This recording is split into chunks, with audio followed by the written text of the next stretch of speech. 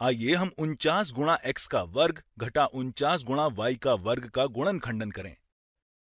यहां हमारे पास एक पैटर्न है जिससे शायद आप सब परिचित होंगे, लेकिन इसे पक्का करने के लिए आइए देखते हैं कि अगर हम कोष्ठक में a जमा b गुणा कोष्ठक में a घटा b करते हैं तो हमें क्या मिलता है। यहां इन दोनों पदों को गुणा करने पर हमें a गुणा a यानी a का वर्ग जमा a गुणा ऋणात्मक b यानी ऋणात्मक ab जमा b गुणा a यानी ab जमा b गुणा ऋणात्मक b यानी घटा b का वर्ग मिलता है।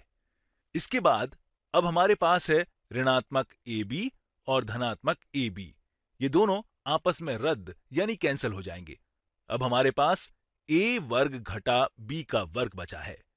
यहां हमारे पास जो समीकरण है वो बिल्कुल इस पैटर्न के जैसा है। यहां 49 गुणा x का वर्ग एक पूर्ण वर्ग यानी परफेक्ट स्क्वायर है और 49 गुणा y का वर्ग भी एक पूर्ण वर्ग है। हम इसे यहां दोबारा से लिख लेते हैं। अब हमारे पास 7 गुणा x का वर्ग घटा 7 गुणा y का वर्ग है। आइए इसे नीले रंग में लिखते हैं। हमें यहां एक पैटर्न मिलता है जो a का वर्ग घटा b का वर्ग जैसा है। अब अगर हम इसका गुणनखंडन करना चाहते हैं तो हम इस पैटर्न का उपयोग कर सकते हैं। यहां हम इसे 7x जमा b यानी 7y गुणा 7x घटा b यानी 7y कह सकते हैं। इसको हल करने का एक दूसरा तरीका भी है जो बिल्कुल उचित है। इसके लिए आइए शुरू से शुरुआत करते हैं। हम कह सकते हैं कि 49 इन दोनों में सर्वनिष्ठ गुणनखंड यानी कॉमन फैक्टर है, इसलिए चलिए उसे गुणनखंडन के द्वारा बाहर निकालते हैं। तो अब हम कह सकते हैं कि ये 49 गुणा कोष्ठक में x का वर्ग घटा y का वर्ग के समतुल्य यानी इक्विवेलेंट है।